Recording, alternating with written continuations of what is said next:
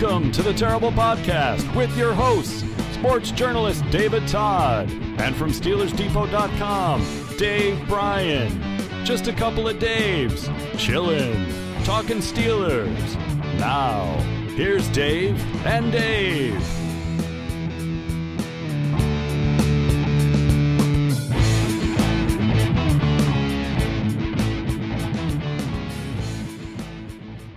Welcome to the Terrible Podcast with Dave and Dave. He's Dave Bryan at SteelersDepot.com, the place to get you latest and greatest Steelers information. And I'm David Todd. It's Season 9, Episode 18. And Dave, next time we do a show, there will have been an official NFL game played as the Eagles host the Falcons tomorrow night to kick off the season. And, of course, we're just 5 days away from the Steelers and the Browns. But we don't have any idea how far away we are from Le'Veon Bell reporting to the Steelers, because as of 8:45 Wednesday morning, still no Le'Veon Bell. Yeah, and I'm not sure we even are at the Week 1 53-man roster just yet. There's I don't know what they got up their sleeve. We'll obviously be talking a little bit about that as well. So yeah, I guess it's that's a great place to start with Le'Veon Bell.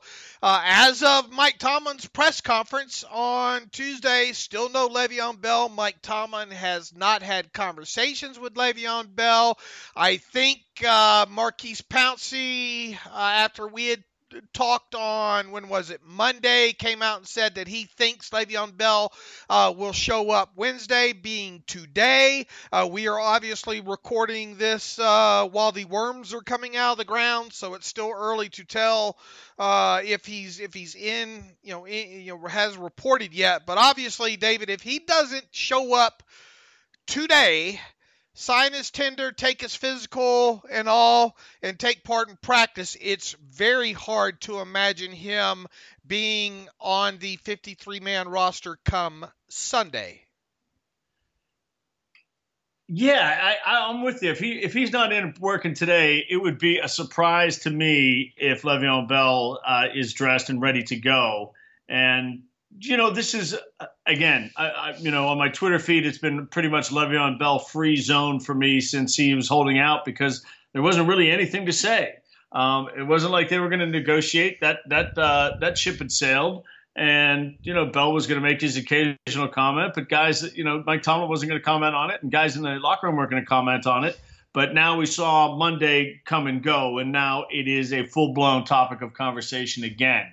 And just to remind people, in case you got fake news from Stephen A. Smith and Max Kellerman yesterday on First Take, in one of the worst clips you'll see, which I threw out there on Twitter, both of these guys talked about the situation without having any idea of how the franchise tender worked. First, Max Kellerman said, Bell should hold out until he gets his money.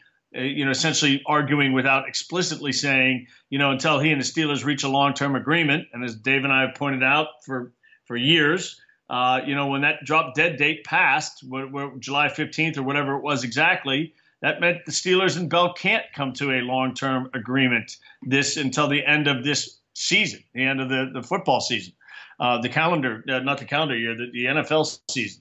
So that was point one. And then Stephen Smith went on to say that maybe Bell should sit out the season. And as we have pointed out repeatedly, you can't accrue an entire year of service time if you sit out the season. You have to play, what is it, Dave? You have to play, you have to report by week 10? Yeah, I think you have to have 6 weeks. Yeah, 6 weeks in. So week 10 would be, you could have 7 by week 10 with the bye week. And so, these guys went on the conversation. So the point is, Le'Veon Bell, he can't be traded right now. That's the third point that was suggested. He's not under contract. And, let's be realistic. When have you seen the Steelers really cave to a player's demands and go and do something like that? So none of these things are realistic scenarios. The only realistic scenario is the Steelers are going to wait, and Le'Veon Bell's going to show up when he shows up. But again, the last point here in the conversation, just to make sure everybody's aware of all the details, is Le'Veon Bell, like everybody else, gets paid weekly in the NFL. And you take $14.5 million and you divide it by 17, and you come up with a number around $800,000, and that's what he is going to forfeit every week he is not in with the Steelers. And the Steelers will have the opportunity, when he does come and report and sign the tender, to not activate him for 2 weeks. So, he has now put himself at serious risk I would say not today. If he reports today, I don't think he's at risk. But if he doesn't report today, he's now, potentially forfeiting money. And, we know how people generally feel about money. It generally drives behavior. So with that, Dave, what do you think happens here going forward? Well, and first, and I'm trying to clarify this with our buddy Joel Corey, but if he does report today, and let's say he reports today, signs his tag, they request and receive the 2-week roster exemption with him. I believe he still gets paid, regardless if he comes off that roster exemption list or not. Okay. I'm trying to clarify that, but as long as he's doing his part, and showing up and signing and all like that, regardless of the list that you get put on, I think you still get paid. And that doesn't matter if you're on the active 53 or not. I'm pretty sure about that, not 100% positive. Now, I have thrown this out there on Twitter over the last week or so. I will not be surprised, and I don't think, and I'm not 100% sure it's going to happen, but let's assume he does show up today and does everything that you would expect him to do, and the Steelers used a 2-week exemption on him. I'm not saying it's going to happen, but I would just be prepared for them not to activate him by this Saturday, and wait. Let him get bounced around the following week and practice a little bit more, and maybe activate him to the 53 the second week. And obviously, it's going to depend on how the football conditioning he's going to show up in and all. But even if he does show up today, and by Saturday at 4:00 he is removed from the exempt list and put on the 53, and he does dress for the game against Cleveland, I don't think you're going to see the full complement of Le'Veon Bell in that game. I think you're going to see a lot of James Conner in that game regardless, and I think even more James Conner than you did in the Week 1 game against Cleveland last year. Yeah, I think that's a fair assessment, and I agree. All bets are off now on how the Steelers handle this. I don't think there's a right or a wrong way. I'll go with whatever the decision they think is best and get a chance to look at him and check his physical state and his mental state and ready to go. But, James Conner, Stephen Ridley, Jalen Samuels. I mean, these guys may get an opportunity here in Week 1 in Cleveland to be the guys who, tote the rock and catch passes from Ben out of the backfield. And I would, that's now starting to look like a realistic possibility. Now, which I would have highly doubted. I'm some of my highly doubtings here I'm not getting right. The Landry Jones, and I would have certainly assumed Le'Veon Bell reported by first thing this morning. Yeah, let's leave my house out of this. Still, LJ Fort, you still have your house. All right, but I don't want. My wife told me no more house betting. All right, fair enough. She usually tells me that on other stuff about halfway through the football season as well. Let me ask you this, David. Regardless of what happens with Le'Veon Bell, or I shouldn't say regardless, I should say, let's say Le'Veon Bell is on the 53 and active on Sunday against the Browns. Do you roll James Conner out there for snap number 1? I'm not so much for showing stuff. I wouldn't roll him out for snap 1 if he wasn't going to play the first series or the first set of downs. So I wouldn't do it for show, but maybe you give him the first series with the Steelers. I think you do, and boy, have they been talking him up, and for a while now. And here's something else I wanted to just go back over real quick. In that Week 1 game last year against the Cleveland Browns, Le'Veon Bell had 10 carries for 32 yards. And he had 3 catches for another 15 yards, 6 total targets. So he was involved in 16 possible plays last year in the regular season opener. And obviously, the whole slow start thing, first quarter of the season, yada, yada, that kind of thing. I think if you're the Steelers and you're Randy Fichtner, I think as of yesterday, your game plan mostly revolves around James Conner. I would think so. I would look. You know how the Steelers are with guys who are injured or guys whatever. It's who's in the house and who's ready to go. So that's what I would expect them operating. Because you can't be left holding the bag on Saturday morning with no Le'Veon Bell. So you plan with what you have. Right. I mean, that makes sense. And you still don't know technically, unless he snuck in last night. You think he's in great football, or in good enough football shape and all, but you don't know until you know, kind of thing. So I think, if at least from how I know how operations work and all like that, I would think that right now a lot of your game plan centers around James Conner being your primary back, and then you go from there. The stat breakdown last year in week 1 was also Le'Veon Bell played 43 snaps, which is 72% of the snaps. I think that was his lowest participation amount of the season. And James Conner played 8 snaps, 13% last year. I think you're going to see a lot more James Conner this time around, regardless of what happens with Le'Veon Bell.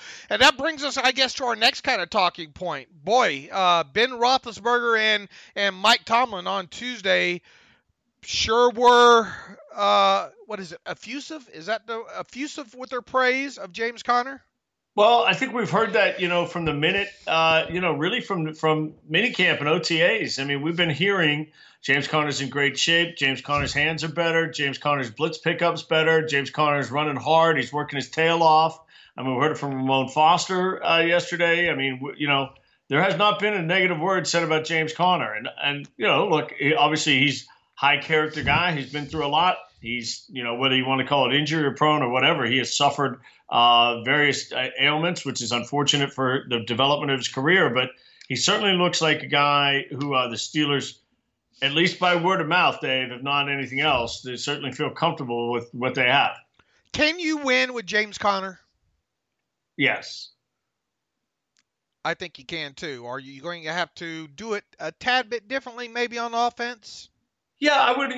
James Conner's not going to come in and carry the ball 25 times on Sunday if Le'Veon Bell's not there. I mean, I would expect Stephen Ridley to get some carries. It's not going to be. It's not going to. James Conner's going to be the feature back for sure. But if this is how they go into the game on Sunday, pencil James Conner in for 15 to 20 carries and Stephen Ridley in for 10 carries. And and go from there. Yeah, I think they can win with him. Look, we've seen teams win. Look, we've talked a lot about the running back position isn't Juju. You got Juju, you got AB. You potentially have Vance McDonald back, and if not, we'll see what the Steelers do with Hunter and Washington and how they split snaps as the third and potentially fourth receiver. And you got Conner, so you got weapons to score points. Absolutely, you do, and I guess we'll just kind of leave it with this and Bell on. Come Friday, we'll definitely have a lot clearer picture about how this thing is going to shape out here in the next 48 hours or so in regard to Bell in week 1. I guess you asked. Before we get to the injury report, because we had such a good response on Friday from our listeners that our folks at MyBookie have come back and they want to get involved a little more often. So we're going to hear from them a couple more times during the week from us. But if you missed our ad on Friday, guys, ever since we started the Terrible Podcast 9 years ago, people have been asking Dave and me for advice. And usually it's what team to bet on. The truth is, as you've heard from our picks on Fridays, we don't always know who's going to win. But we do our work and we know our analysis. But hey, you've heard our picks. Some weeks we get it right. Some weeks we don't. But if you think you got to check out mybookie.ag. Remember, who you're betting on is just as important as who you're betting with. And that's why we always tell people to bet with MyBookie. Look, trust us, they're the best bet this season. They've been in business for years. They got great reviews online. Their mobile site's really easy to use, and you can lay down some cash and win big today. Look, David and I wouldn't recommend a service to our listeners that hasn't been good to us, and that's why we're urging you to go to mybookie.ag. You win, they pay. Look, they also have – this is a new thing. When I started betting, back in the day, they didn't have in-game or live betting, and they have that now. They've got the most rewarding player perks in the business, and for fantasy guys out there, you can bet the over-under on how many fantasy points a player will score each game. So not only can you be involved in your fantasy team, you can get granular down to the individuals. And here's the kicker, and this is something that everybody should be taking care of if this is how you like to do things. Join now, and MyBookie will match your deposit dollar for dollar up to $1,000.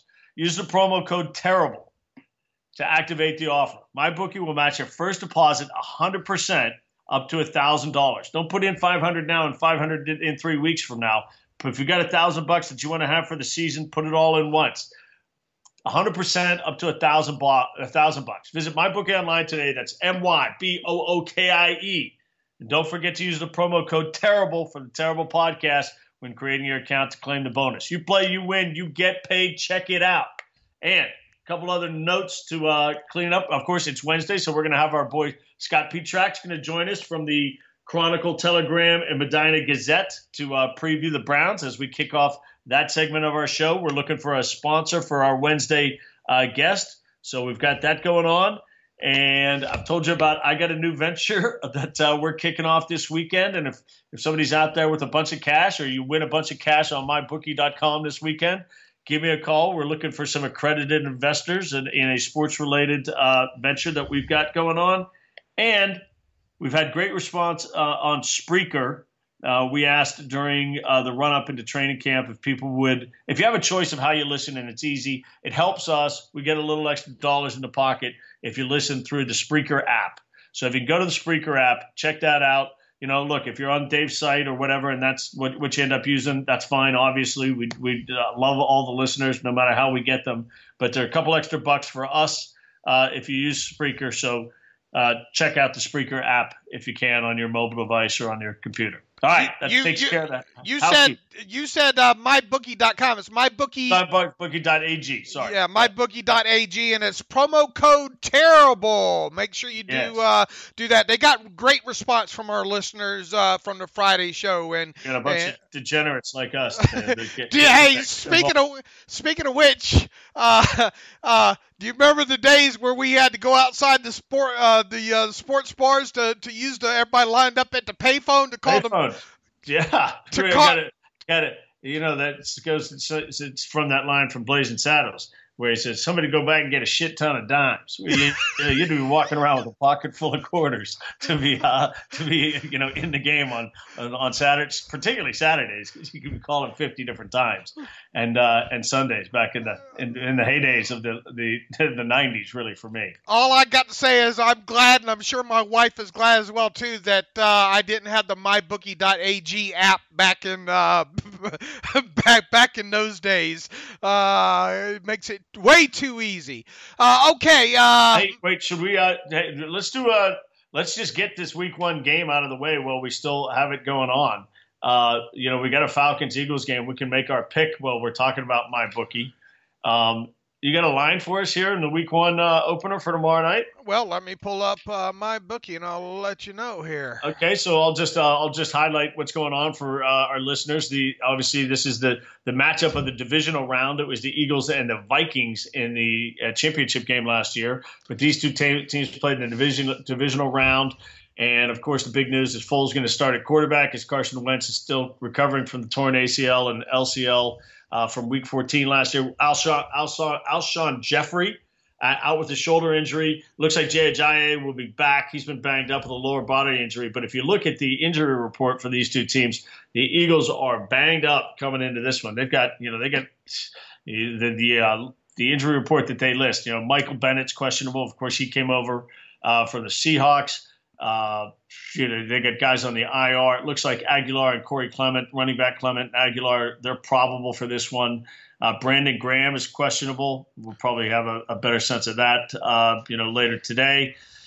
Timmy Jernigan looks like he got placed on the IR, and you got Nigel Bradham is he's serving a suspension for Week 1, the linebacker. So the Eagles are dinged up in this one. The Falcons, they come in relatively healthy to this one, Dave. And, of course, this is a Falcons team that's, Matt Ryan, when they changed offensive coordinators, Kyle Shanahan, you got a Sarkisian last year. Matt Ryan's kind of yards per attempt dropped off from 9.3 to 7.7, kind of a little bit of step back, but they do have an impressive wide receiver core now. They got Calvin Ridley, their first-round pick, of course, a receiver out of Alabama, to go with Julio Jones and Mohamed Sanu.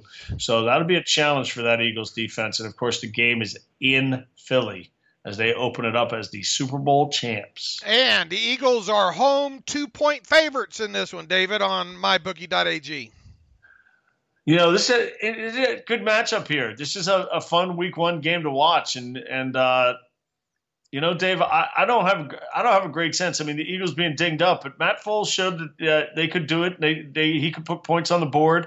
I think they still have enough without Alshon Jeffrey out there. I do like the Falcons' weapons, and that'll be, to me, that's the question. If the Falcons put up 24 points, I think they win this game. But I'm going to say that the Eagles' defense is good enough, and they win this game 23-20. So they're just going to cover.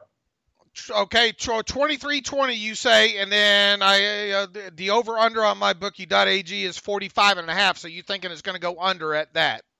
Yep, just a snitch under. All right, I think the difference in this game is going to be the Falcons' pass rush. Not that the Eagles' pass rush isn't going to be great in this game either, but I think if the Falcons can get, especially guys like Vic Beasley, if they can get to Foles, I think they can force a turnover or two in this game, and I think that will wind up being the difference. I have the Falcons winning this outright on the road, doing what the Chiefs did in that Thursday game last year against. Oh yeah, how about that? People forget about that. I forgot about that. They put it on the Patriots. Yeah. A lot of people.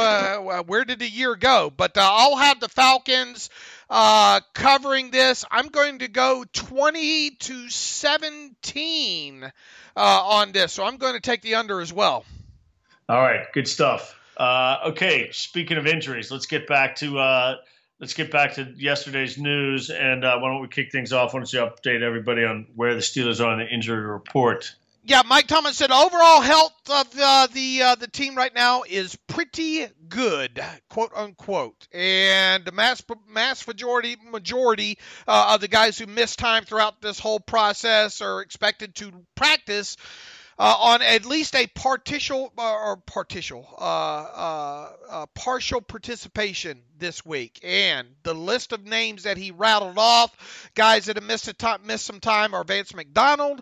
That's obviously with a foot. James Washington, that's that abdominal strain of some sort. Mike Hilton, lower leg injury. TJ Watt with the hamstring. Xavier Grimble with that ham thumb that he had to have surgically repaired. And those are the names. Now, you could probably add Morgan Burnett to that list, and I'm trying to think Ramon Foster, but Ramon Foster was back practicing in pads. You can see some pictures of that, I think, on Steelers.com as well too. I think the big name to watch here is obviously Vance Mcdonald, and Mike Tomlin was asked specifically about him and what kind of hurdles he still has remaining to overcome in order to get on the field. And Mike Tomlin says, "I'll know more once he participates tomorrow being Wednesday, and he's going to be at least a partial participant tomorrow, and we'll see what the result of that work is, how that work feels, and maybe provide you more information based on that." Mike, you ain't going to provide us no more information on that. You're going to list him as a limited participant on Wednesday and Thursday. and we're going to be sitting here talking on Friday, not knowing what the heck's happening with Vance Mcdonald, waiting to see if he's a full participant on Friday. Antonio Brown is evidently fine and expected to be a full go this week as well, according to Tomlin.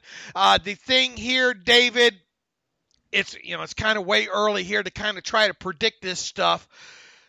I don't see how you get Vance McDonald on the field this week if he hasn't been practicing fully, and obviously I don't know what level that's been, so I'm going to be watching that.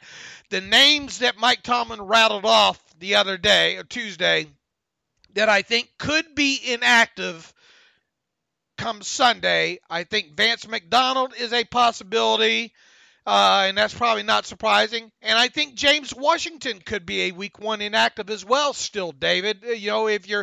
I don't know, obviously, how much practice time he's missed here. He did not play in that preseason finale.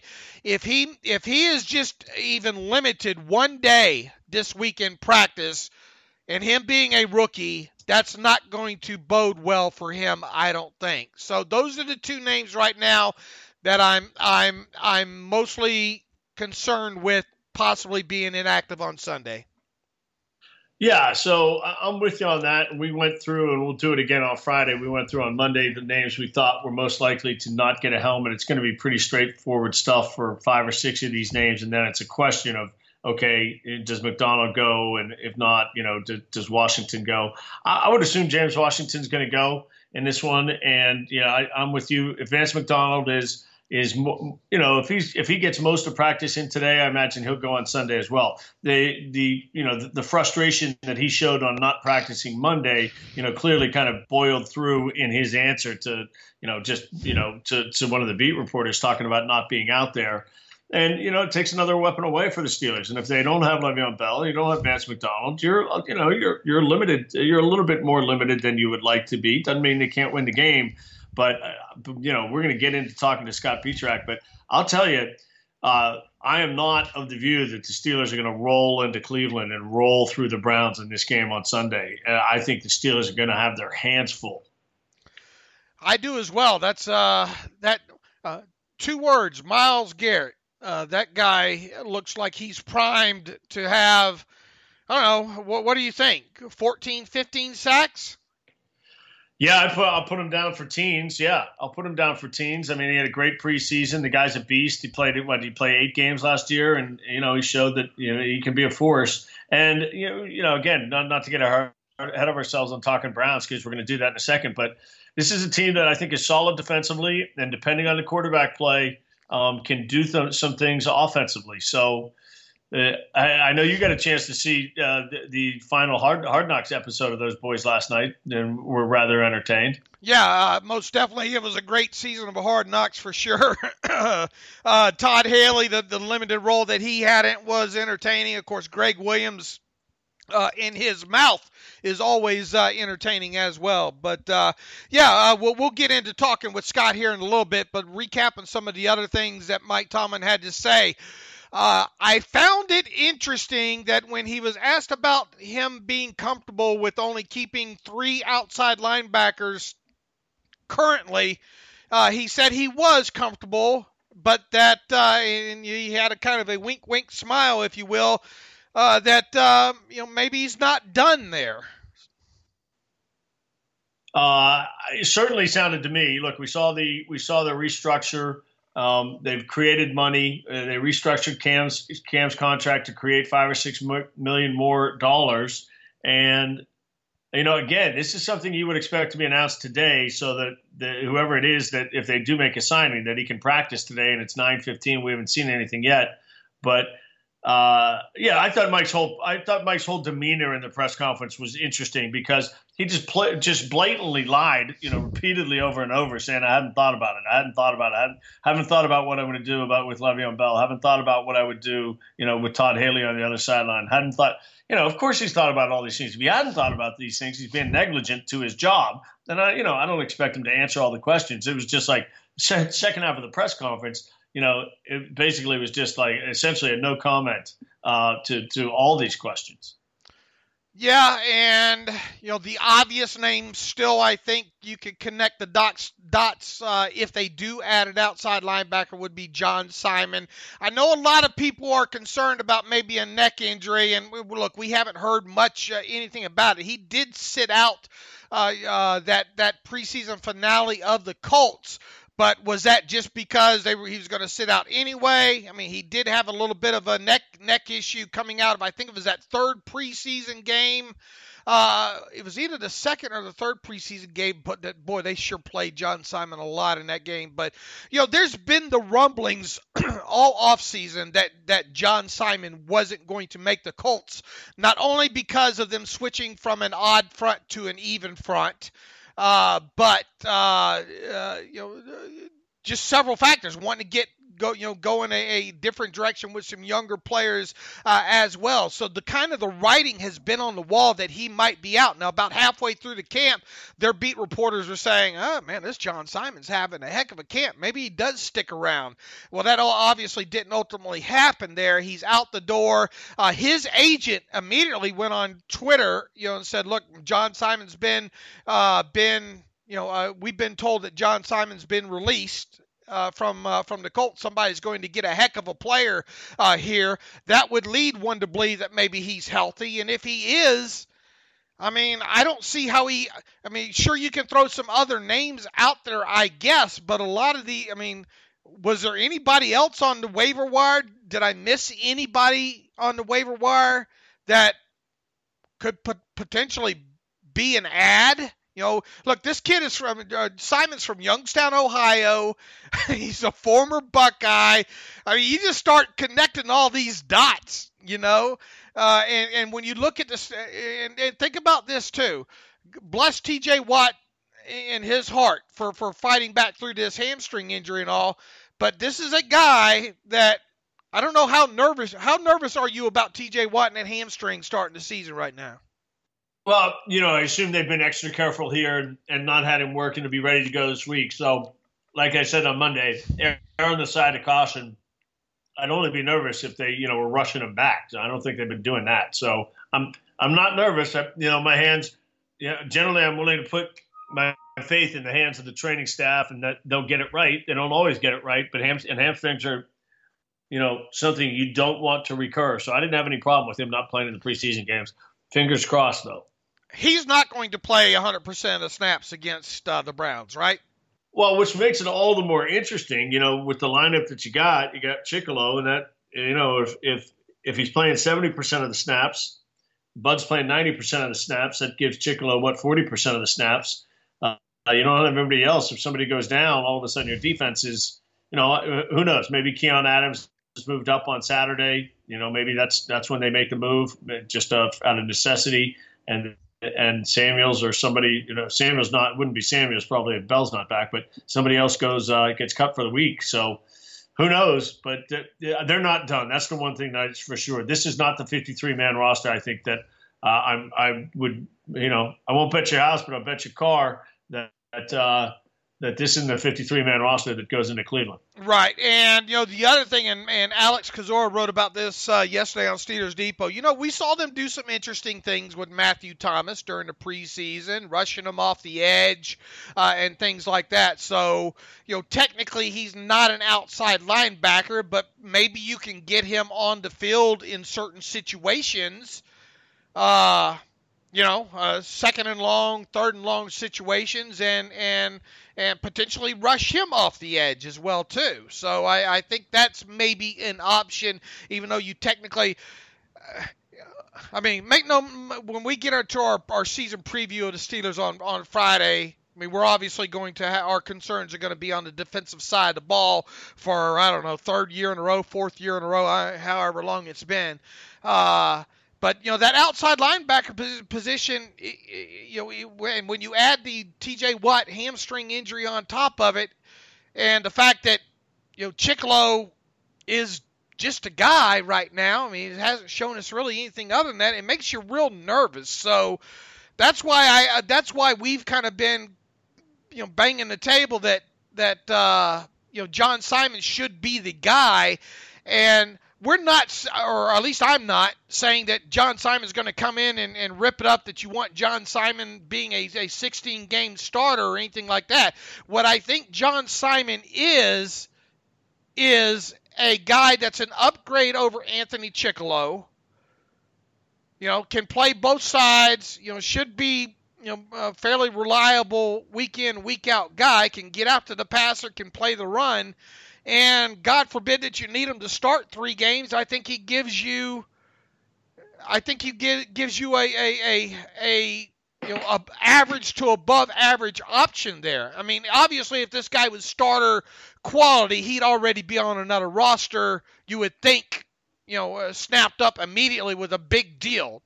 He's a backup player. Make no mistake about it right now when it comes to John Simon. And I just think it just makes too much sense for him not to land in Pittsburgh. And if not him, somebody else. I know people have thrown out there, well, trade for Shane Ray or trade for Shaq Barrett, from the Broncos. Why are they clearing this cap space? This is my first question.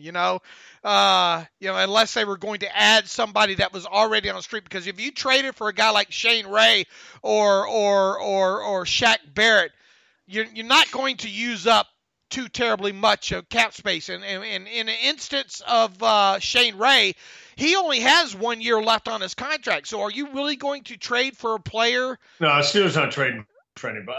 They're not trading for anybody now. That's not happening. I don't think teams aren't making trades, Wednesday into game week. Well, I mean, they did trade for Vance McDonald and Wilcox late last year, Right, but not during game, not after the Monday, not after Labor Day Monday. Yeah, and I don't think they're going to make – if they do – I don't think they're going to make a trade either right now. But if they were to make a trade, I would think it would be a trade for a guy that's got more than just 1 year remaining on his contract. So, I'll kind of leave it at that. But well, yeah. I'll say that I'm going to now say that I was wrong that they would sign somebody. I mean, they're into their meetings it's after 9 o'clock, and they had Monday and Tuesday to get somebody here. So if they were signing a guy, I mean, everybody's cleared waivers and everybody's out there. They wouldn't have had any trouble getting somebody here in that time frame. So now, to me, it just looks like it's going to be a question of Keon Adams is going to get activated in week 1, and somebody's going to get moved off the roster. And I would now and by the way, just to clear up the Steelers paying Bell or not, Ross Tucker said, he could show up Saturday, get his $8.55, and Steelers don't have to pay him.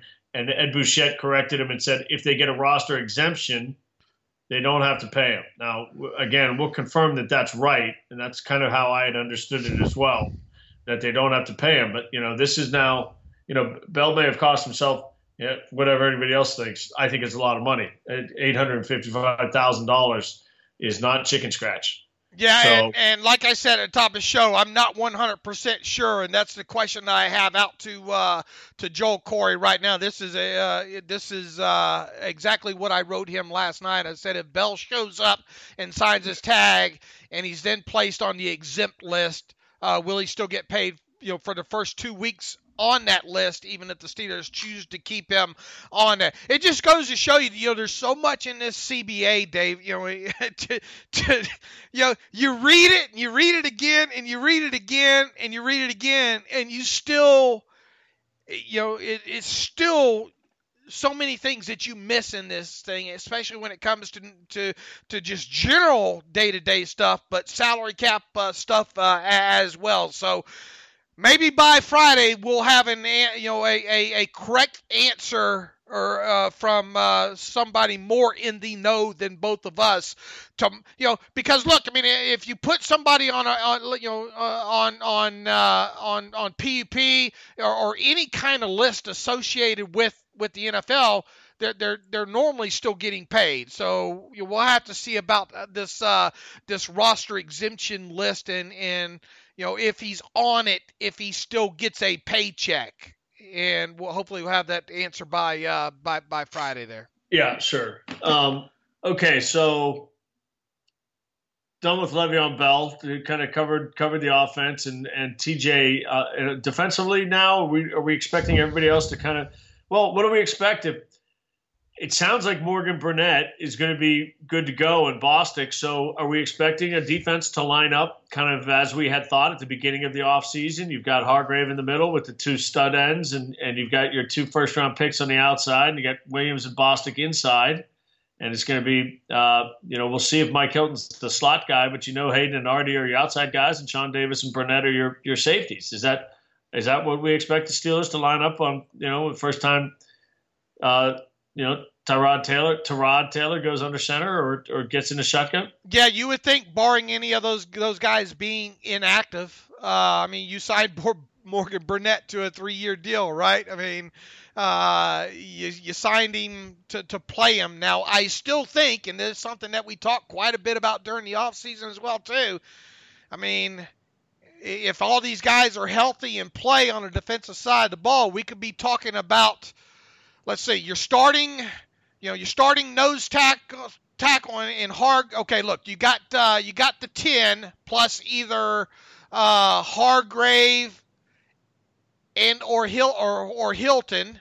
So you're already to 12 different players there. I think Edmonds is going to get on the field for however many snaps in this game. So that makes 13 players. I think that you could see Matthew Thomas get 3 or 4 snaps, David. I really do. Well, I think you might see him, as I mentioned Monday, you might see him in that different role coming off the edge. If TJ's not going to play, more than 60% of the snaps or 70% of the snaps, maybe he gets a chance to go after the passer once or twice. Right. So, I mean, there's another guy that I think, so we could be talking on, Monday about a Steelers defense that had 14, 15 different guys on the field at different times. And I think that's what you're going to see most of the season, regardless. I really do. And during the preseason, I saw enough of Matthew Thomas, and that's even without all 22, to think, man, this is a guy that I think that you've got to be able to get on the field in certain situations because of his athleticism and all. I think you start off with tiny packages for him. They developed that Seminole package. I think you slowly work toward, and this is something that, and I know you disagreed with this a couple of shows ago, I think by the middle of the season, David, I think you could see Matthew Thomas starting inside alongside Vince Williams. Yeah, like I said, I think it'll still be Bostic, but we'll see. We'll see if he gets a helmet, kind of every game, and then we'll see if he gets, he did enough of the preseason to show he gets a shot in the rotation. Certainly, my feeling. I think Tyler Matakevich is maybe not special teams player, but he's a very good special teams player. But I don't have any problem putting just about anybody else on the roster in front of him at the inside linebacker position. Is John Fiala Tyler Matakevich, is he in his final season? I would think this is a position the Steelers have to aggressively address in the offseason now. And if you think Thomas is the real deal and Vince is the real deal, and Bostic's going to be around, Matakevich, look, he can hang around as a special teams guy for a couple more years. Is he have one more year on his rookie deal, right? This is year 3. Oh, I'm trying to remember if he was one of those ones that signed the tender this offseason. I don't think he was. So I think another year as a guy who doesn't cost you a 7th round pick. He's not even costing you $1 million. I would bet he's on the roster again next year. I'll go out, and somebody write this down. I'm going to go out on a limb and say that Tyler Matakevich will not be on the 53-man roster a year from now. He's got.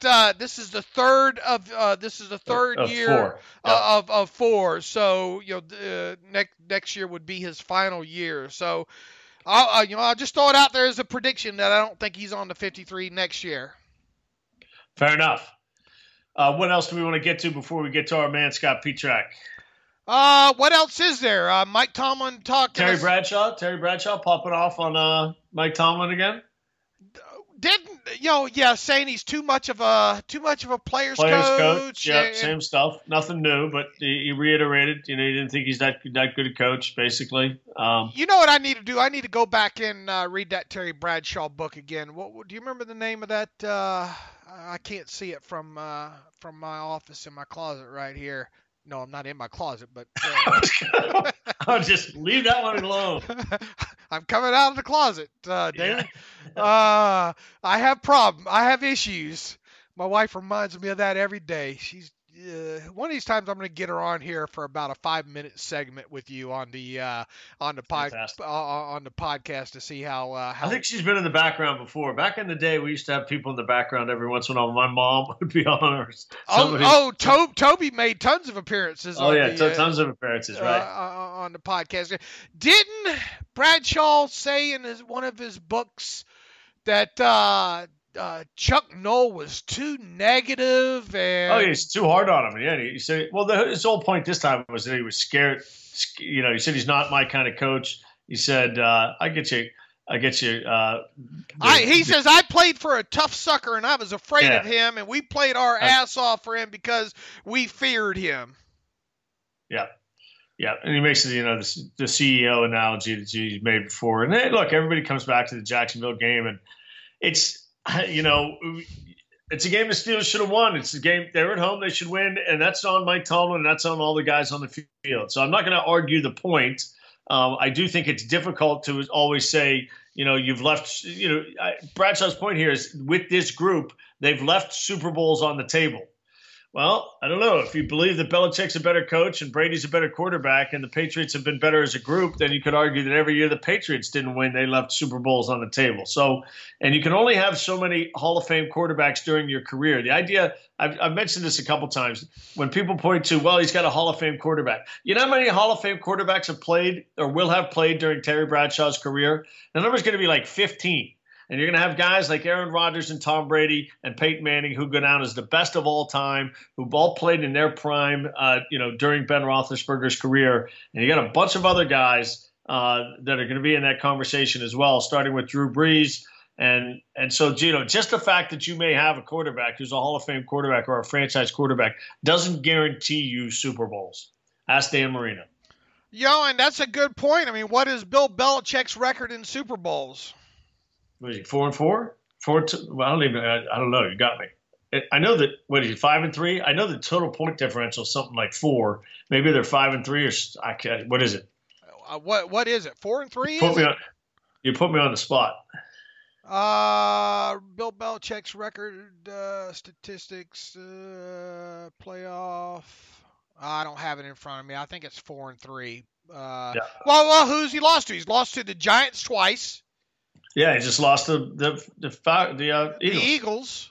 I'm trying to think. I got it. If there was a Packers loss, if that was on him. He is in the playoffs. Belichick is 39-28, 37-27 with New England, 2-1 with the. He's 28-11. In the playoffs in his career, 27-10 with New England and 1-1 with Cleveland. And he's Super Bowl champs 5 times with 3 losses. 5-3 in Super Bowls. So How many did they leave on the table? Steeler fans would be just as mad if they had the Steelers gone and lost a couple more Super Bowls, right? I mean, it doesn't. Yeah, they'd look at it as failure, I'm sure. Sure. I mean, Mike Tomlin's got it. Again, we get into this Mike Tomlin conversation, and you wonder what if the expectations are. You don't win a Super Bowl, you had a bad season. It's a tough life to lead if you go through life with kind of those expectations of your sporting teams and your kids or anything else that you do in life. If it's I wasn't the best of all time or the best of that season, and otherwise it was a failure. That's a tough way to live life. If you don't enjoy the journey that is the NFL or the college football season or any of us, if you don't enjoy the 82-game Penguin season, I mean, that's and the baseball season, that's the fun of it, right? So some of it's the fun of the ups and downs that go with, the things we talk about every week. That's why we're here. All right, let's say the Steelers go 11-5 this year, lose out in the AFC Championship game again. Is Keith Butler on the hot seat, or does it, do you have to boil it down deeper than that? Yeah, I think you do. Look, to me, any season where you go to the championship game is a successful season. I don't care if you're Bill Belichick or anybody else. If you get to the championship game, even if you're favored, even if you're at home, if you're in the Final Four of the NFL, you've had a good season. And I think it's unarguable, and I would say it's almost unarguable across sports. If the Golden State Warriors get to the Western Conference Championship this coming season and were to lose to the Rockets, or they did last year because one guy's dinged up and Chris Paul isn't, or the Penguins lose to whomever if you're in the championship round, you had a good season. I can't see an argument suggesting you didn't. Doesn't mean you shouldn't have won that game that you might have lost in the championship round, but you had a good season. Yeah, I agree, but I do think you're gonna have to. Look, Todd Haley's gone, right? And look at the season the Steelers had last year. I'm just looking at this. We pulled Belichick's numbers up. Since 2003, they've won double-digit games every season, and since 2009, so starting in 2010, so in this decade, however you want to define decade, in this decade, the fewest wins they've had is 12. That's crazy. That's crazy. It's crazy. Hey, what have you seen their wide receivers? What is the deal with them and wide receivers? So, by the way, you were right on about that. We talked about that in the preseason. And I said, well, one of those guys will shine through, Kenny Britt or Eric Decker, and it turns out, well, one of them did, Cordero Patterson. But who knows? They got Cordero Patterson and Hogan and another guy you probably don't know. And then two guys they picked up on the waiver wire. You can see it coming. That's why I predicted that, because it's become a pattern with Bill Belichick. Can you imagine if that organization drafted wide receivers like the Steelers do? Seriously. They look. I will have a lot of crow to eat if a guy like Cordero Patterson catches like 60, 70 passes for 1,000-something yards or something, and is able to work on. Can you imagine Tom Brady having to go over specifics of the offense with Cordell Patterson? That's one giant crayon book right there. He's going to be a package guy again, but look, that's Belichick's genius is he's able to get a lot out of guys who, maybe other people aren't. You go to Mike Vrabel goes there. The number of guys is extraordinary. He's able to put guys in. One of the keys to be successful in any business as a manager, as a leader, is to put people in situations where they can be successful, and that's what Bill Belichick does. Let me tell you, if these four, obviously they still have Hogan there. It's going to be a big focus of the offense. But when you look at these other wide receivers that we just named off, you got two guys are brand new. I spent a late round draft pick fantasy in one of my fantasy leagues on Chad Hansen, that wide receiver they just got from the New York Jets, because this guy just fits the what they do there. I hate to put the tag on him, but the Wes Welker white wide receiver tag, they claimed him. They're going into the season with Hogan, Philip Dorsett, right, and Cordell Patterson as their main three guys while they do without Edelman. If they go 4-0 to start the season. Well, come on, it's not. Hogan's a good receiver, and Dorsett is the number one pick. And Patterson was the number one pick. So, it's not. And they have Gronk. Let's not forget they have Gronk. So it's not a disaster. Now, if somebody were to get hurt, it'd be a disaster. But it's not a disaster. Yeah, but it's not what they've had. Really, I guess is what I'm saying in there. To me, when I look at that this year as opposed to maybe previous years, I really start shaking my head when it comes to the wide receiver position. Now, will they filter through it even more? Are these five or whatever receivers going to be the five? Here's the first four games. You tell me if they're going to go 4-0. Houston, Jacksonville. Tell me home or away. Okay, Houston at home, Jacksonville on the road, Detroit on the road, Dolphins at home. Yeah, they're going to go 4-0 if they beat Houston, because they'll beat Jacksonville. Jacksonville on the road, I think they'll win that game, and the other two, they're going to win either way. I'm I'm gonna tell you right now. If the first two games were flipped and they played Houston on the road, Jacksonville at home, I'd say they lose. They lose to Houston. But I think they're the only game there that's tough is what was the fourth one? Miami. I can't bet on Miami right now, so I can't bet on the Lions. I mean, maybe the Lions on the road could give them a game. I mean, the Lions aren't a bad team. I'm gonna go on record right now. Another thing to write. You're gonna go 2-2?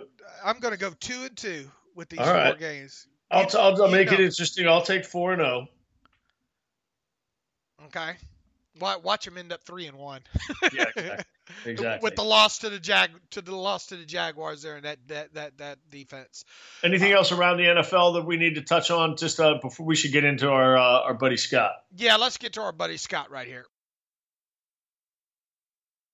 Okay, welcome back. And as we do every Wednesday, we have a guest from the beat writer from covering the opposing team, and of course the Steelers going to Cleveland for the second year in a row to open the season. And we're pleased to have back Scott Petrak, who was with us last year, does a great job covering the Browns for the Chronicle Telegram of Medina Gazette, and you can find him online at Browns Zone, BRONS Zone.com. Scott, thanks for being back with us on the Terrible Podcast. Hey, thanks for having me. Let's kick things off with, everybody nationally probably got to see more of the Browns this year than they normally would with them being on Hard Knocks. Sometimes when you put together an hour television show from 60 hours of film over the course of a week, you can, present something that maybe isn't what people who are there every minute of every day see. I imagine you got a chance to see, most of the Hard Rock episodes. Correct me if I'm wrong. Was it a good representation of what you saw at Browns camp this year? It's an interesting question. Yeah, I watched all of them. And I would say so. I mean, obviously there's stuff that we just don't have access to, behind the scenes, the coaches' meetings, we're not in those rooms. So it's hard for me to say if they exaggerate some of those aspects.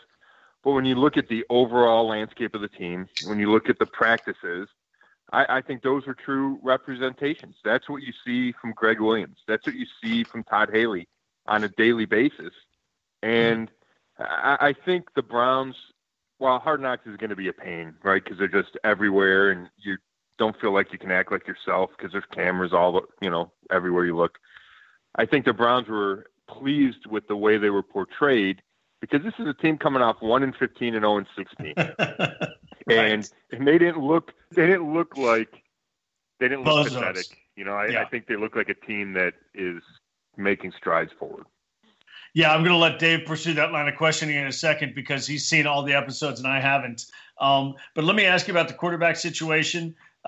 Baker Mayfield, obviously the number one pick, and it's clear that the management of the team, Tyrod, however we're pronouncing it, it's clear that he was the number one guy coming in, and it's undisputed that he is going to be the starter here in week one, and at least for the time being. Well, tell us about the quarterback situation and what you thought of both of them. Yeah, I thought they both looked good in the preseason. I was not a advocate for Baker Mayfield at number one. I thought he'd be good. You watch enough of his film at Oklahoma, and it was hard for me to say, man, this kid's going to fail because he was just so accurate with the ball. And I think he's smart enough, and those traits have carried over to the NFL. I know it's only preseason and vanilla defenses and all that, but he has looked completely poised in the pocket. I've been blown away by his subtle moves inside the pocket to buy himself a little bit extra time to find the window to throw through. And that's going to be the key to his success. That's what Drew Brees has done so well for so long. The sliding, finding the window, and then he can throw accurately, either, set or on the move. So I've been really impressed.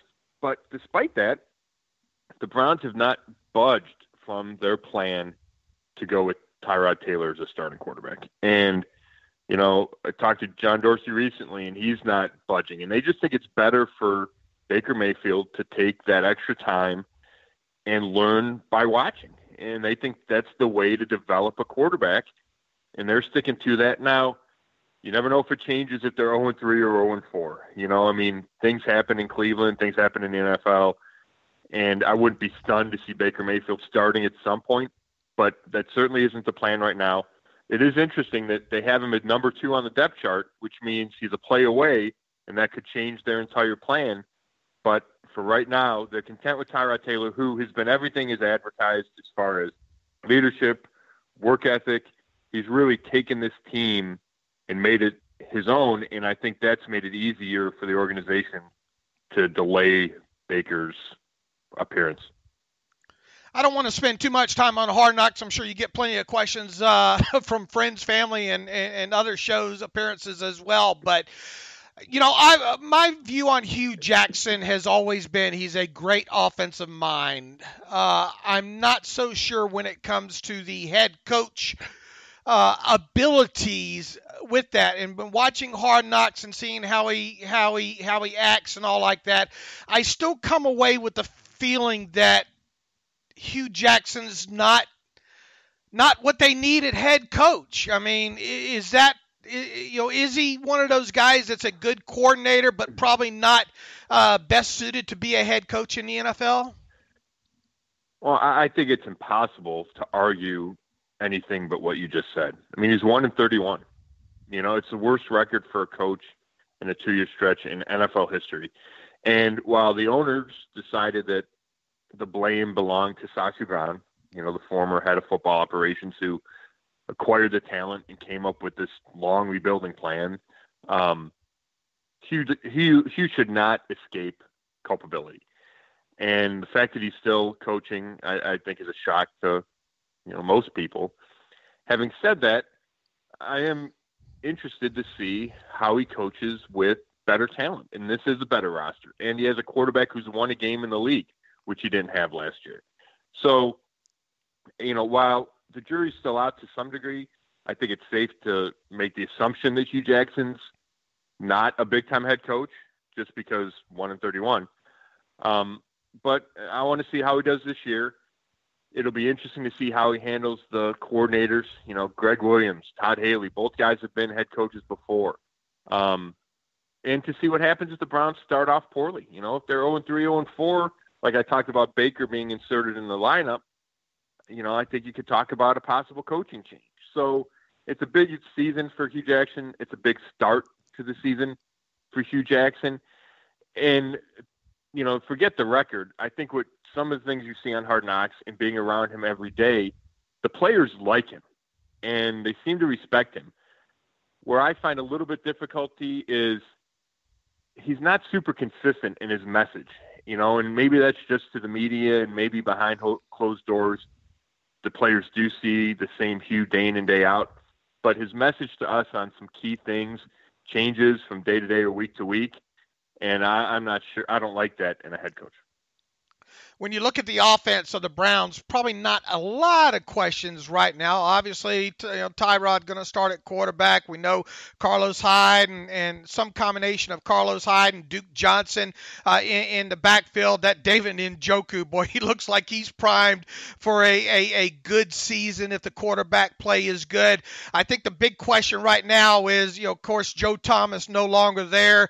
What humongous shoes to fill there.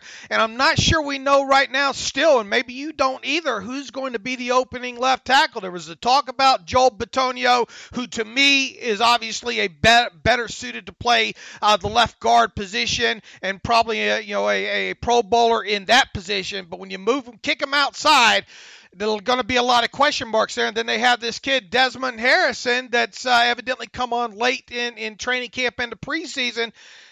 What are we going to see? Who's going to play left tackle in week 1? I wish I could give you a definitive answer. I'm hoping to find it out later today. Hugh said he wasn't going to delay it and try to keep anybody in the dark, that we'd have an announcement this week, and I think it's going to come today. But the whole way they've handled left tackle is a bit of a head scratcher. They knew Joe Thomas was going to retire. They made a run at Nate Solder, but they didn't land him, which left a hole at left tackle. They tried Sean Coleman there. It was a disaster. I mean, he didn't make it to the scrimmage in training camp before they took him out of the first team at left tackle. And then they went with Joel Bitonio, and Bitonio didn't want to make them guard the tackle. But Hugh Jackson thought it was best. And then it seemed like that was going to be the plan. Joel Bitonio left tackle, see if he could handle it. Austin Corbett at left guard. He's a rookie, but he's a number 33 pick. You think he could be able to step in and play left guard. And then after the preseason finale, Hugh Jackson says, yeah, the situation's still fluid. We're still figuring out what we want to do over there. I think part of that's because they like what they've seen in Desmond Harrison. They also have questions. I mean, the guy didn't play for 2 years in college. He was suspended at Texas. Then he didn't play for 2 years, and then he wound up at West Georgia. So there's questions about him. The question about whether or not mentally he's ready to play every snap in the NFL. So I think Hugh's in a bit of a tough spot because whoever he puts there, either Harrison, you got question marks, or Ratonio, you have question marks just because can he handle left tackle for 65 snaps a game? And that's a different animal, and all you got to do is get beat twice, and it either gets your quarterback killed and or it changes the game. So, you know, I think they could have done a better job finding Joe Thomas's replacement for this season. You know, now if Desmond Harrison turns out to be a decade starter, then obviously they handled it fine. But week 1 against Pittsburgh, I think there's big time concerns about who's going to play left tackle and how well they're going to play it. See if Bud Dupree has his breakout game in the first game, switching sides with TJ Watt here for the Steelers. You know, talking about one of the things that I've talked about the whole offseason is the skill at the skilled positions, the talented skilled positions. And it looks like a loaded backfield.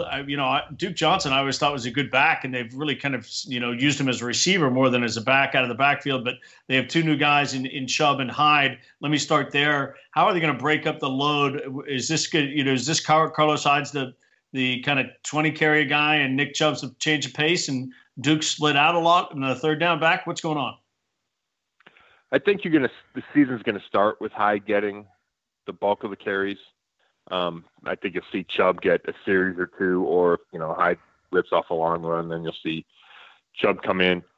I think they're still going to use Duke in that role as third down back, occasional slot receiver, although they have more depth at receiver as long as Gordon and Callaway stay eligible, so you can leave Duke in the backfield. Hyde has looked good in the preseason. Chubb got off to a bumpy start and then really heated up as the preseason went along. I think it's Hyde's job to start with, but the future's Nick Chubb, so it wouldn't be a stunner if, week 10, Nick Chubb takes over that workhorse. But it's going to be Hyde to start with, and then you're going to see Duke play the same role he's been playing. And, last year he was their best player on offense. I'm surprised he didn't. I was always surprised he didn't get the ball more. Just like I'm surprised that Gio Bernard didn't get the ball more for the Bengals when they played the Steelers. I'm with you. I think there's a little bit of a concern that there's an injury worry just because he's not the biggest guy. Although I don't think he's missed a game in his career with the Browns. It's just you look at him and you go, man, this guy's not the biggest, but he's really tough. So I think the coaches try to maximize his usage, but it's going to be interesting because, they added 2 quality backs there. Yep. I just hope they don't ignore Duke because, like I said, he was the best playmaker last year. Yeah, I mean, I know Dave and I both like Chubb, but just with the backfield they had, I was surprised that they went there in the second round. Tell us about the Steelers. Everybody's familiar with Jarvis Landry. He's a quality football player.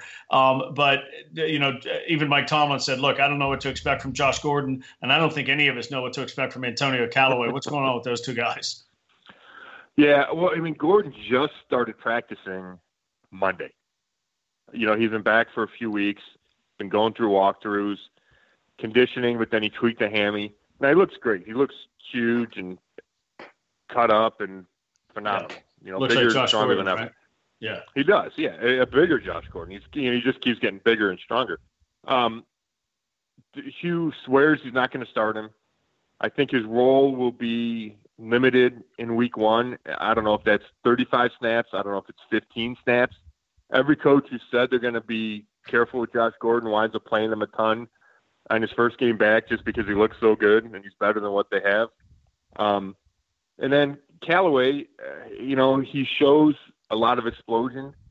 I think he's fast, and I like how he catches the ball. He hasn't done anything since the preseason opener. Part of that was because he missed time with the groin. Part of it's because it's preseason and he wasn't playing a ton of snaps. He's going to get the first snap out there. I'm not sure he's ready for that role. The guy didn't play at all in Florida last year because he was suspended. So, I think Jarvis is the only real sure thing in this receiving group. But if Gordon is back to normal and Callaway gets up to speed, all of a sudden you get 3 legitimate threats. Yep. One more question about the offense before we flip over to the other side of the ball. Look, Antonio Callaway is a talented kid, but that's just that. He's a kid. He's in his NFL now.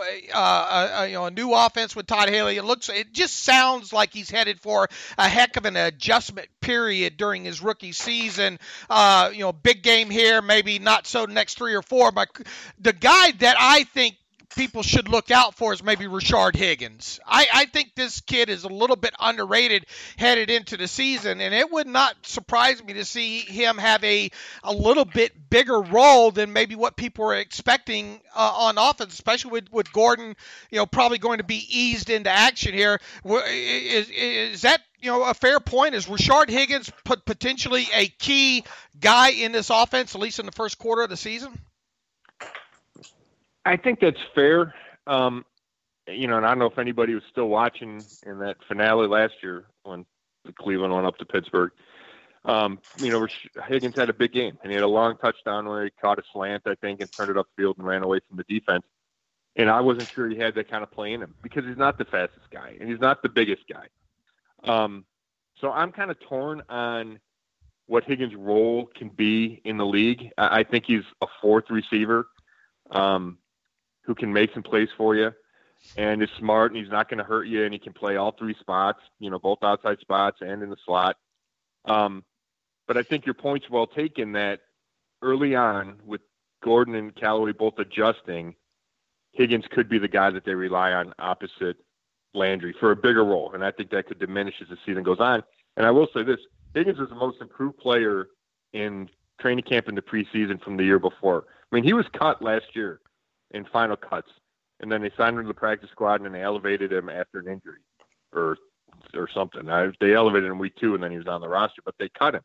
So for him to be entrenched with the roster spot just a year later says a lot about him, and I know the quarterbacks have confidence in him because he is reliable, especially compared to the other options out there.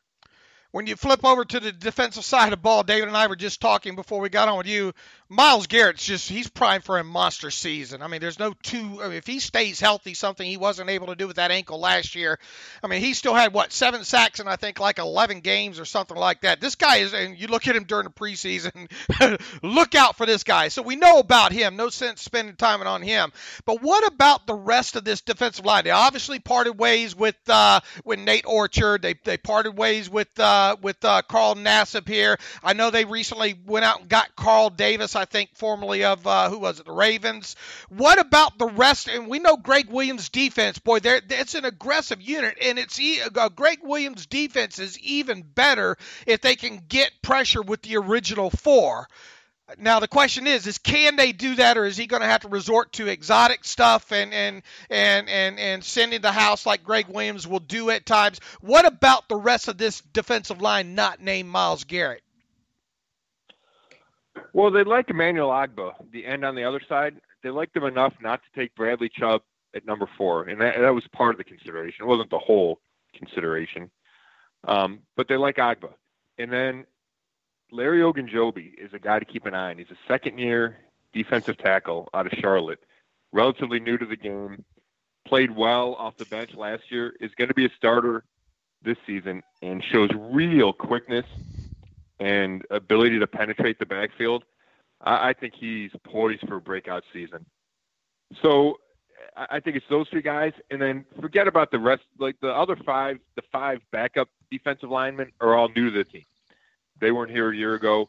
They're kind of like Chris Mills, who's in Cincinnati for a little bit. They think he has versatility. He can play inside and outside and rush the passer.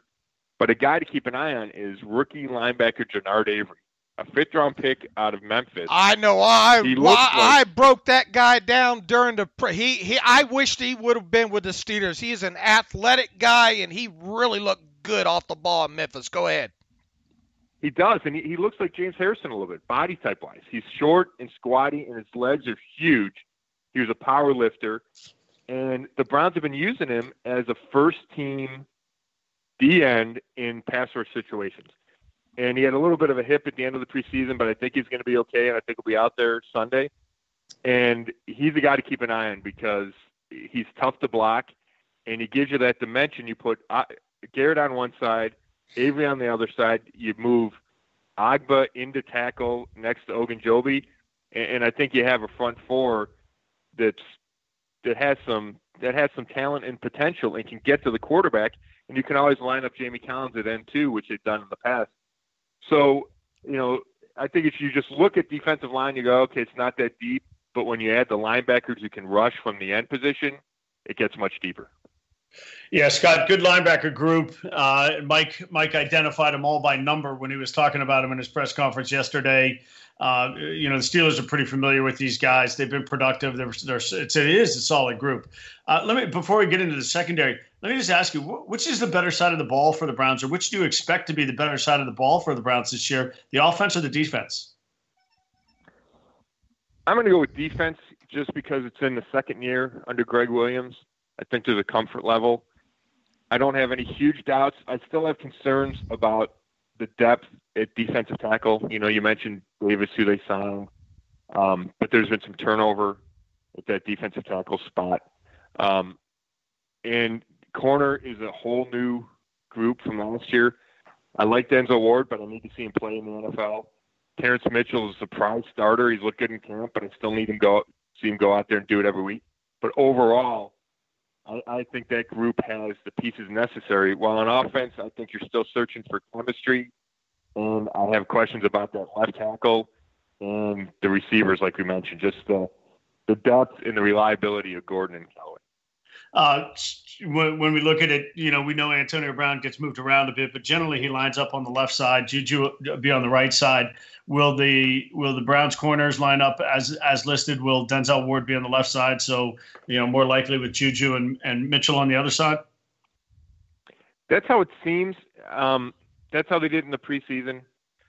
When I asked the cornerback coach during training camp if Denzel was ready to follow a guy, he said he didn't think so. That seemed to be something that maybe they get you in the middle of the year. So I would expect Sunday Denzel to stay on the left side. Yeah. How surprised were you that he went, that the Browns took him at 4? A bit surprised.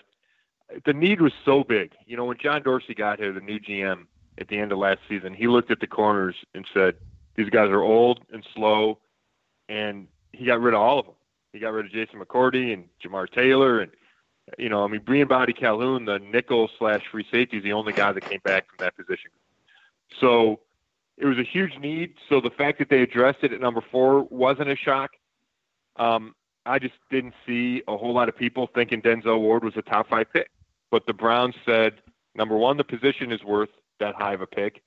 Number 2, they thought there's a big drop-off between Ward and the next corner available. And number 3, they didn't think Bradley Chubb was as good as a lot of people did. If they thought Bradley Chubb was the best player in the draft, like I heard some analysts say, they would have taken him at number 4. But I do not think they believed he was that good. Interesting. One final question here for you about defense and really the secondary overall. Is this unit with Ward and Randall and Mitchell and Peppers, is this the best group on this defense combined, or does that still go to the linebackers? Where would you rate this secondary in what you've seen, over the years? I'd still go with the linebackers. I would have liked the linebackers even more if Michael Kendricks hadn't been charged with insider trading and then cut, because I really liked how he was playing. And then I thought you'd have 5 legitimate big-time linebackers. I do think the secondary is vastly improved. I like the fact that Peppers is back at strong safety and not at free, where he was a fish out of water. I think Randall's going to help. I think Ward's going to be good. But then you got Mitchell and Carey and Gaines and Body Calhoun on the other side and the nickel. And there's depth there and there's talent. I just don't know if it's premium talent. And if it's not, then I have concerns. But I have no doubt the corners and the secondary in general will be head and shoulders better than it was a year ago. And in turn, that gives Myles Garrett that extra split second he needs to get to the quarterback. The Browns felt he was a half a step away all last year and blamed them on the fact that the corners couldn't cover. Huh. Interesting. Scott, we were talking about over-unders on our show on Monday, and I think Vegas or one of the services had the Browns at 5.5, and I comfortably took over. I feel like the Browns could finish look, I know I'm not saying it's likely, but I feel like the Browns could finish in second place in this division. It's a bear of a schedule coming out the first 4 games, and as you mentioned, they go 1-3, or as Dave was talking about a couple of weeks ago, 0-4. You could have a coaching change. But is this a team that can win 7 or 8 games in your mind? I think it is. I just finished my season predictions yesterday, and I was tempted to go 7 wins. I wound up settling on 6, just because I'm having a hard time getting my head around going from 1-15, 0-16 to 7-9 or 8-8. It just seems like such a big jump to me. And I know the roster's 31 new guys, so it's not the same team, but it is the same building. It's all the same history that these guys know. So I think they're going to be much improved. I think they're going to be competitive. I think they're going to be in a bunch of games. I think the schedule's hard. I think chemistry issues have to be resolved on offense. Tyrod Taylor's not throwing to Josh Gordon much since June. They're all kind of a work in progress. The offensive line has not played together really one snap in the preseason. So I think there's going to be some growing pains, so that's why I just can't get past 6 wins. But it wouldn't stun me if they got to 8. It wouldn't. What's going to happen on Sunday? How about a prediction? I'll tell you what, I think I've been on the Browns pulling off an upset for a while now, and I think part of it's Le'Veon, the uncertainty with him. I think last year the Browns were a much worse team and almost, upset Pittsburgh week 1 with Deshaun Kaiser. I think the energy around here is really good. So I think the Browns are going to pull it off, and I think they need to, because if they got the win on Sunday, it would settle everything down. The Tyrod questions, the few questions, everybody could relax. 0-16 would disappear. So I think it's a huge game, and I think I'm going to pick an upset just because I think the Browns are catching Pittsburgh at the right time. I got Pittsburgh going to the Super Bowl, but I think the Browns are catching them at the right time. How about a score? Let's go 24-21. Okay. Scott, great stuff, man. We love having you on. It's really insightful, and we'll get a chance to do it later in the year, but I really appreciate you taking the time to be with us. And for our listeners, you can find Scott Petrak at his name, at Scott Petrak on Twitter, and check out brownzone.com next couple of days as we lead into the Sunday opener. Perfect. Hey, thanks for having me, guys. All right, Dave.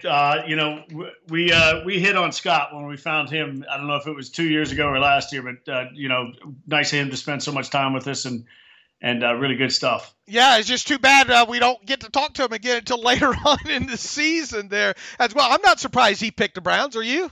No, I think people might be surprised what we say tomorrow on Friday, more than him picking the Browns. Okay, some late-minute news here. Le'Veon Bell still has not reported, David. No sign of Le'Veon Bell at the UPMC Rooney Complex right now. So this is – I didn't think it was going to go this way. I thought he would be in the building by now. I'm with you. I thought he was definitely going to be I definitely thought he would be in the building by now, so – we'll see what happens. And apparently, according to a couple of beat writers, Dulac and Ed Bouchette, even if he does and he ends up on the exempt list, the Steelers can choose whether or not to play him. To pay him at that point. So, look, if you go back, and a lot of my prediction when it came to Bell too was go back to the day after the Steelers failed to reach a deal with him. His agent at the time said, he didn't see any reason why Le'Veon Bell wouldn't be on the field in week 1. So, that's obviously been a few months ago. So, man, if he misses practice today, I really don't see him. Maybe he stays out till next Monday. Maybe he does. Maybe he stays away a little bit longer. We'll see. But we'll have plenty of more to talk about with the Le'Veon Bell situation. And who knows, maybe a little bit different 53-man roster come Friday. We'll get into previewing, giving our thoughts on the Steelers game against the Browns. We'll go through all the NFL games in Week 1 and give you our predictions as well. In the meantime, you can follow me on Twitter at Steelers Depot. You can follow David Todd on Twitter at David M. Todd. You can follow the show at Terrible Podcast. Email the show, theterriblepodcast@gmail.com. If you like what we do and you want to donate to the cause, go to SteelersDepot.com and hit that donate button in the upper right navigational bar. Also, we have a new ad-free version of Steelers Depot that you can purchase for 1 year for $25 if you'd like to go that route. A lot of people have asked for that and have already taken advantage of it. Wow, these days are moving along quickly. We're going to be back on this thing before we know it, David, so I guess we better sign off for now. As always, thanks for listening to the Terrible Podcast with Dave and Dave. All right, good deal. I know you got to skedaddle. Yep, got to run. Thanks. All right, bye.